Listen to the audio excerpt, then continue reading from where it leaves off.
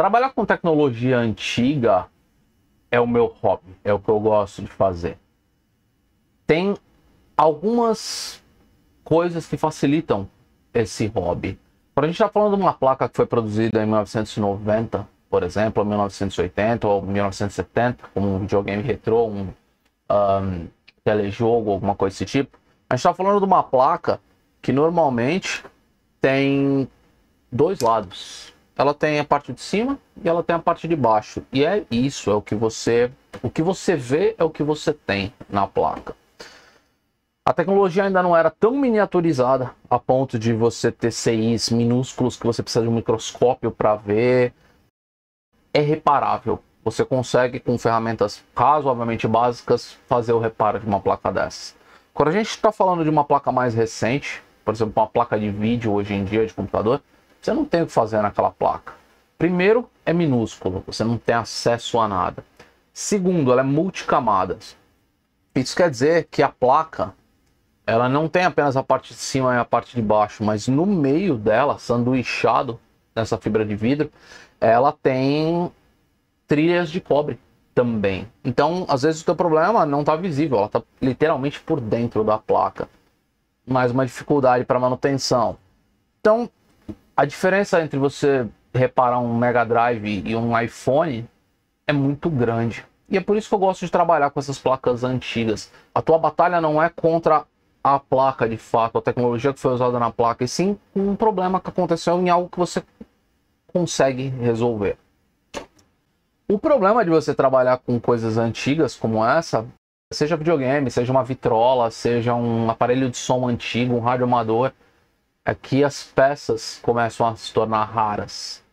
Hoje em dia, se você for precisar comprar um CI de um Atari, por exemplo, você vai pagar brincando R$50 no CI para poder consertar um Atari que você provavelmente vai vender por R$200 no máximo. Então, começa a se tornar um problema de uma briga pelas peças para fazer a tua manutenção.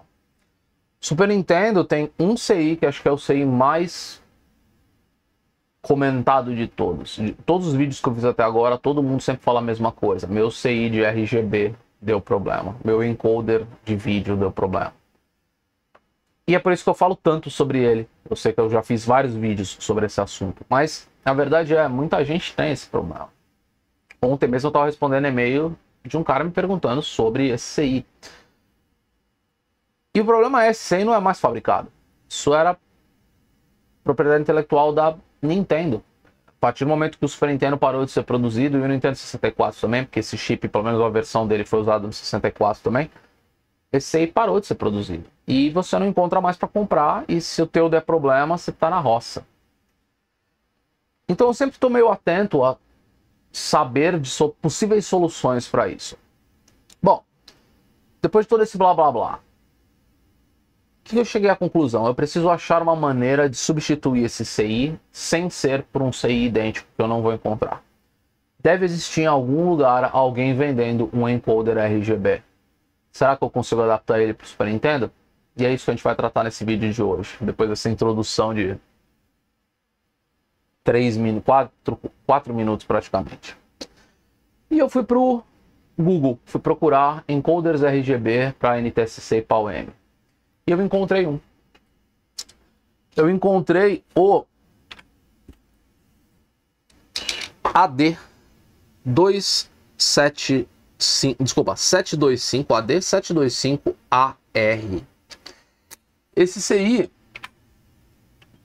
é este CI aqui. Não, não é não. Sério? Não tô com o datasheet aberto? Deixa eu abrir pra gente.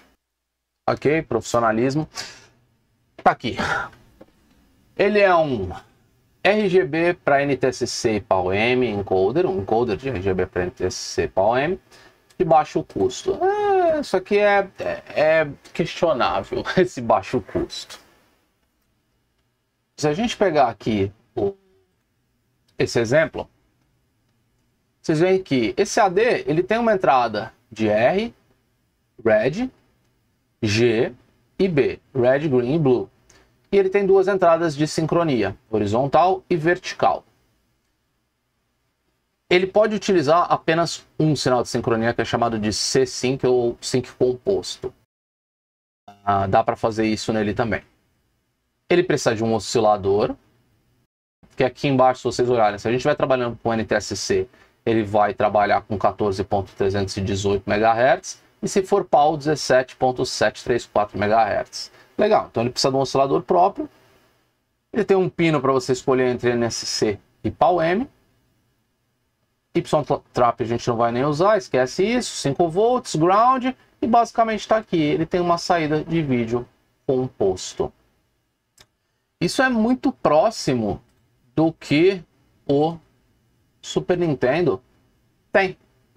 Ele tem basicamente as entradas RG e B, B, G e R, né? No caso está ao contrário aqui, RG e B, as entradas. E ele tem a saída aqui de vídeo composto ou vídeo out, que ele chama. Tem mais um monte de pinos que servem para fazer um monte de coisas, mas não é realmente necessário. Nesse caso, só o que eu quero fazer é poder conectar na televisão através de vídeo composto.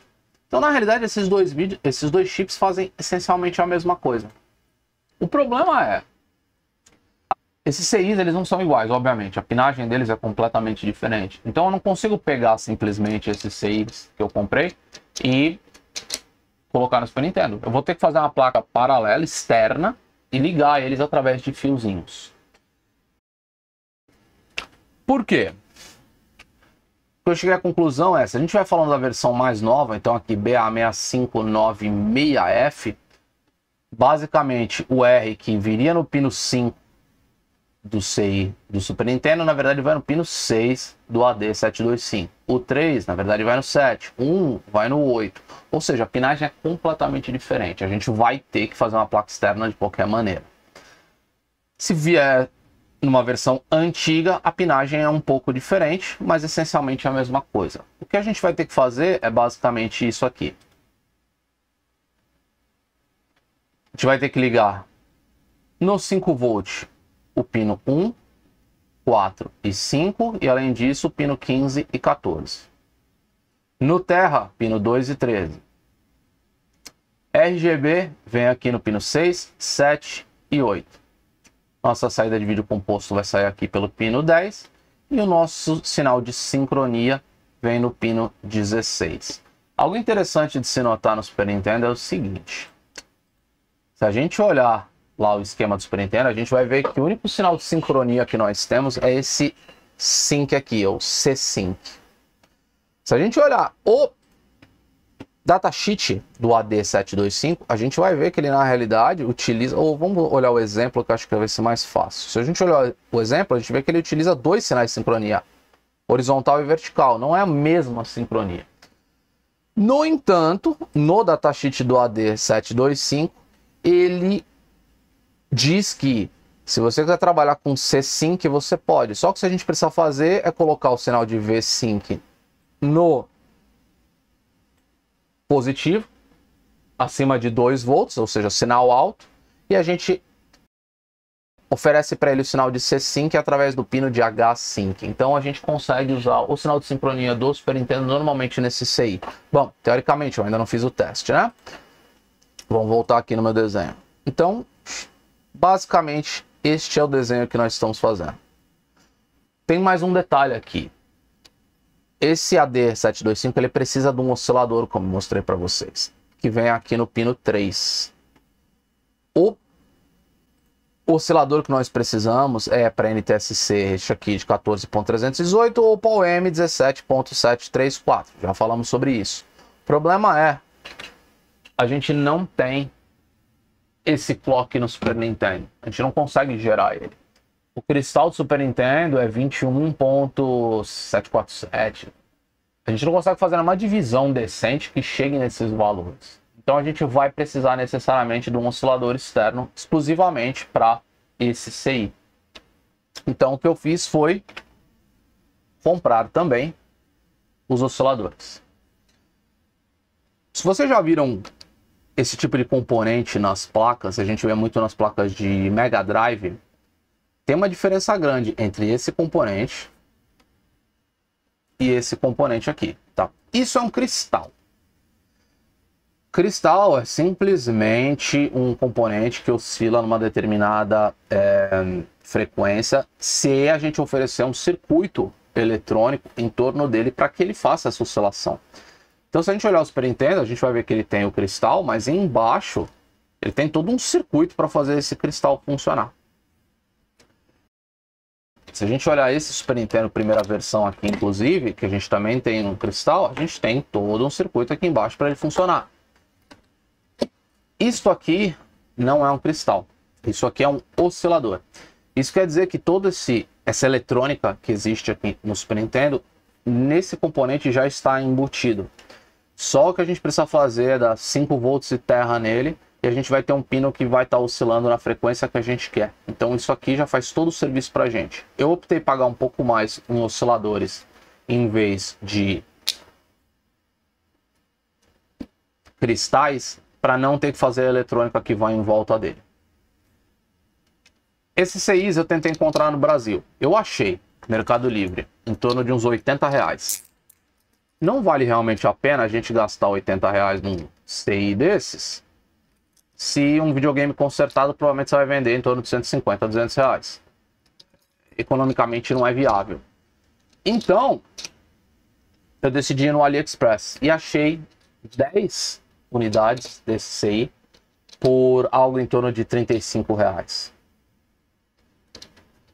Esses 3 osciladores aqui saíram mais caros que os 10 CIs de encoder. E isso aconteceu porque eu tive que comprar os osciladores no Brasil. Quando eu comprei esse CI, eu não me toquei que eu precisava dos osciladores, senão eu já teria pedido da China também, sairia mais barato. Enquanto eu paguei nisso aqui uns R$38, eu paguei no CI uns 35. Mas tudo bem, para teste, vamos lá. Se precisar fazer mais, eu peço da China e espero 3 semanas para chegar. Foi mais ou menos o que demorou esses aqui. A gente não tem nenhuma condição de pegar esse CI e colocar na placa. Se a gente olhar as duas placas, a gente vai ver que os CI são bem diferentes. Enquanto esse é o CI do Super Nintendo, esse é o AD725. Então, sem condições de a gente pegar esse CI e colocar no lugar. O que a gente vai ter que fazer? Vamos fazer uma plaquinha externa, aonde esse CI vai nessa placa, junto com o nosso oscilador, e verificar se isso funciona. Isso é uma placa de teste, tá? Ela é enorme, não precisa ser desse tamanho, mas eu queria fazer esse teste. Por que eu estou fazendo uma placa e não usando, sei lá, um protoboard, por exemplo? Porque infelizmente o AD725 é um CI SMD. A gente não tem esse CI em formato DIP. DIP é isso aqui. Ele tem perninhas que atravessam a placa e são soldados. Quando a gente está falando de CIs que são soldados na superfície, a gente não tem como usar um protoboard porque a gente não tem onde colocar essa peça. Eu vou ter, infelizmente, que fazer uma placa. Eu já pintei essa placa.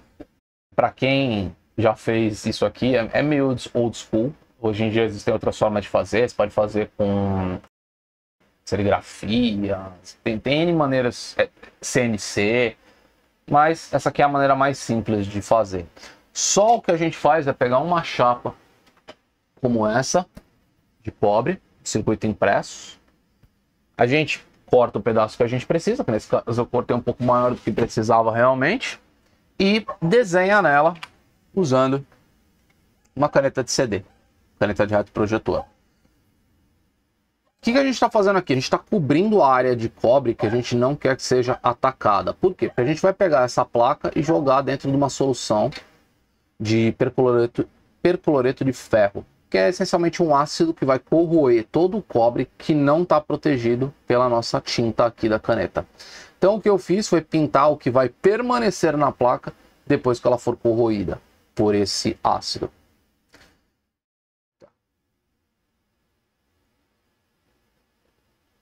Não se preocupe sobre usar pouco ou usar muito, porque esse ácido é reaproveitável. Até por isso eu tenho esse ácido tão sujo, que já foi usado várias vezes.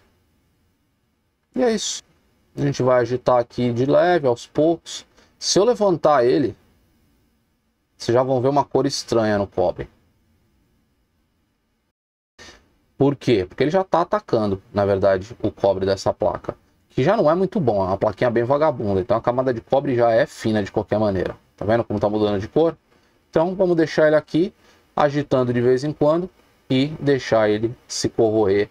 Daqui a pouco a gente está de volta.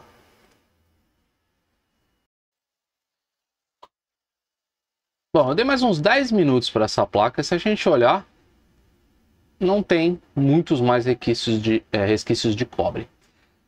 Sempre vai ter alguma coisa, tá? Esse método não é perfeito, ainda mais quando você está usando uma solução como eu, que já deve ter uns 15 anos de idade. Mas tá bom o suficiente.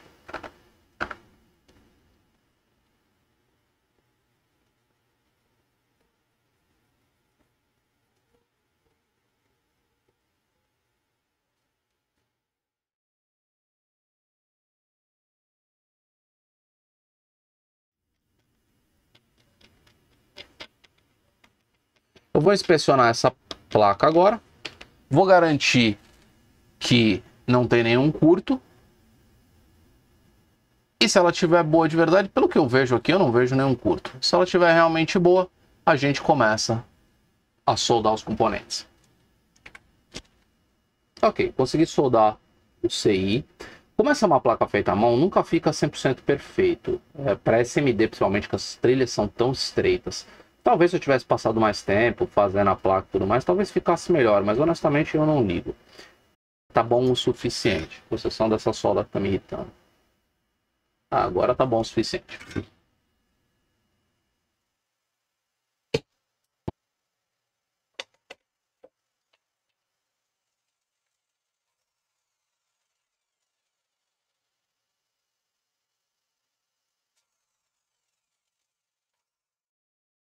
Eu tive que fazer uns furos bem feios aqui, porque a minha furadeira e as minhas brocas não estão aqui em casa. Então eu tive que fazer esses furos desnecessariamente grandes. Mas tudo bem, eu já fiz os pads grandes esperando que alguma coisa desse tipo fosse acontecer. Tá vendo esse pontinho aqui, desnecessário, no cobre? Isso indica o pino 1 do meu oscilador, por isso que eu coloquei ele ali. O pino 1 é não conectado, por isso que ele não está conectado em lugar nenhum aqui, não serve para nada. A gente tem esse pino que é o 5 volts, terra, e aqui é a nossa saída do oscilador que está indo diretamente para o nosso pino 3. Então, essa é a nossa plaquinha feita. O que resta agora? Testar. Vamos simplesmente pegar um Super Nintendo, ligar o RG e B dele aqui, 5 volts e terra, sincronia e ver se a gente tem um sinal de saída aqui indo para a televisão.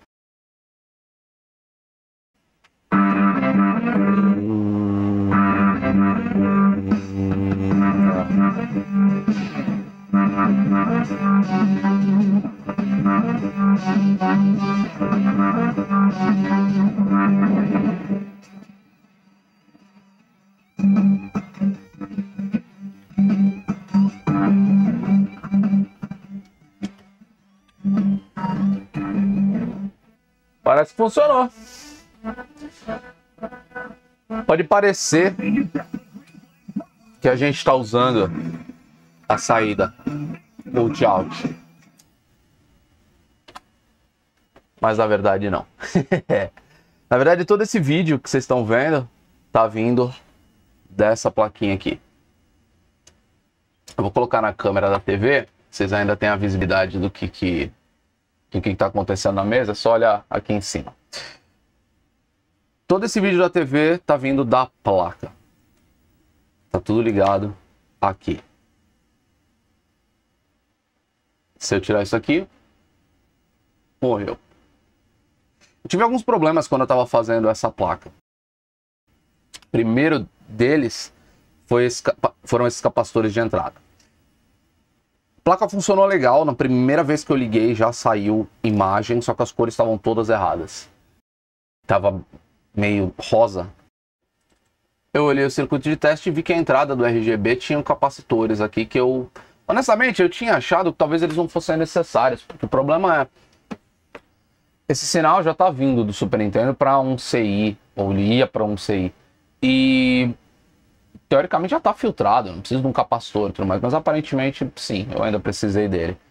A partir do momento que eu coloquei os capacitores, a placa funcionou legal.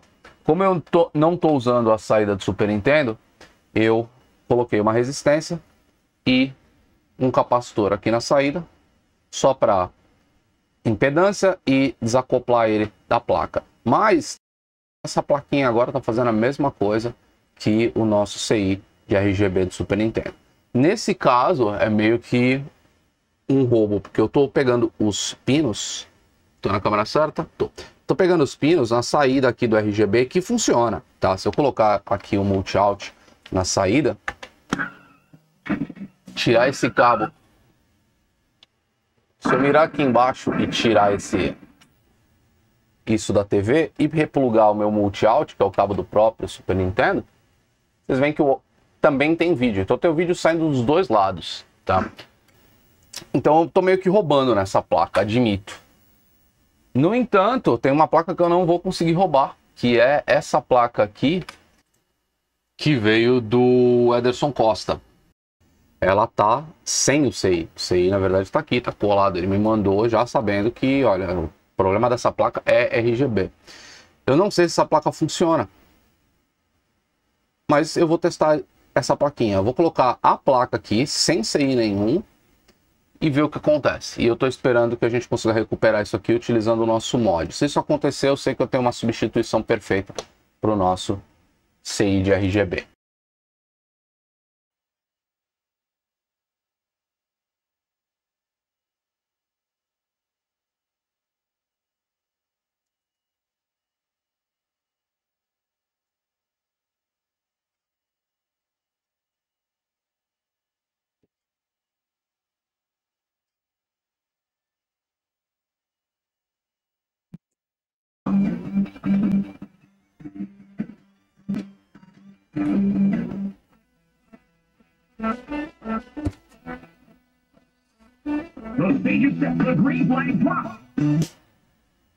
Acho que foi, hein? Olha isso. Bom, essa é a placa que o Ederson mandou pra gente. Eu instalei aqui a nossa modificação. Tá simplesmente colada com a fita dupla face. Tem o meu RGB vindo aqui nos 3 capacitores. 5 volts, terra, sinal de sincronia. E eu basicamente soldei isso aos pinos antigos do CI.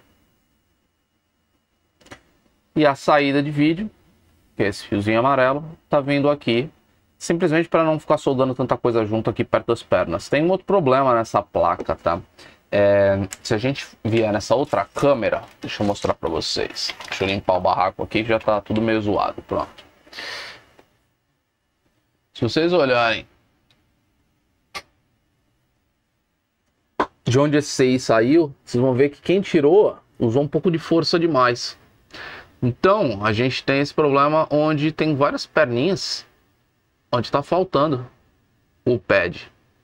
Foi arrancado sem realmente esquentar. Foi simplesmente puxado e aí ele quebrou várias das pernas. Consequentemente, por isso, algumas dessas soldas eu não fiz na área do CI, eu fiz aqui embaixo. Eu simplesmente segui a trilha. Essa perna ia para onde? Ah, para cá, então pum, foi aqui que eu soldei. Ok? As que eu pude, eu coloquei aqui na área do CI. Eu gostaria... Ups, solda mal feita.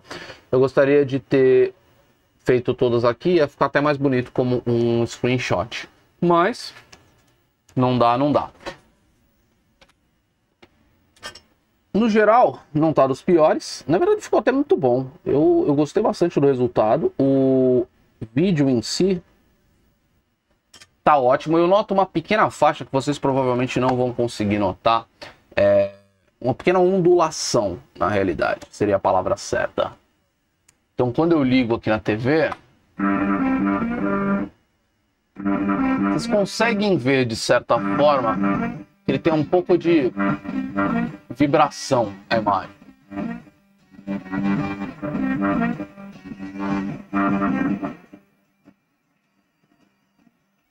Não tá ruim e eu preciso testar em outras televisões. Pode ser uma questão simplesmente dos fios que eu estou usando. Eu fiz questão de deixar uns fios um pouco longos, porque se eu precisar mudar essa modificação, eu tenho fio suficiente para levar ele para qualquer lugar da carcaça. Pode ser o formato da placa que eu fiz, que pode estar gerando uma indução, um monte de trilhas paralelas, só que meio que gera um capacitor e tudo mais. Pode ser N coisas, mas o conceito da coisa tá bem feito. Deixa eu colocar um cartucho que a gente testa sempre.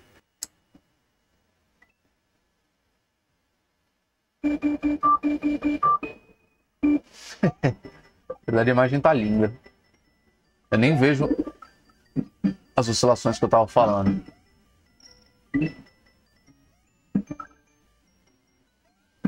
Fantástico, fantástico. Bom, acho que eu consegui o que eu queria. Uma substituição para chip RGB que não utiliza de fato um outro chip RGB de uma outra placa. Eu não preciso destruir uma placa para consertar essa. É algo que vocês podem fazer em casa? Sem dúvida. Não é nada de muito complicado, nem fazer a placa, nem soldar o SMD. É bem simples.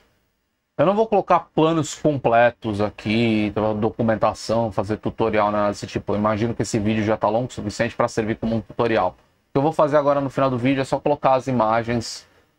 Caso vocês queiram copiar, eu vou colocar uma imagem da placa, vou colocar uma imagem do circuito que eu desenhei lá no Photoshop. Não vou me preocupar em desenhar o circuito bonitinho. Se vocês tiverem interesse, tenho certeza que dá para entender bem o que está escrito ali. Se qualquer dúvida, vocês sabem.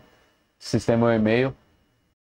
Eu vou colocar nas observações, na descrição desse vídeo também. Se vocês gostaram, por gentileza, deixem aquele joinha, inscrevam-se no canal, comentem. Vamos movimentar essa nossa comunidade, esse nomezinho desgraçado. Mas, de verdade, quero ouvir de vocês. De repente isso ajudou vocês, vocês conseguem recuperar videogames aí, se trabalham com manutenção e tudo mais. Quero ver essas histórias, é sempre interessante saber. Beleza? Qualquer dúvida, fique à vontade para me contactar aí pelo e-mail. Obrigado, pessoal.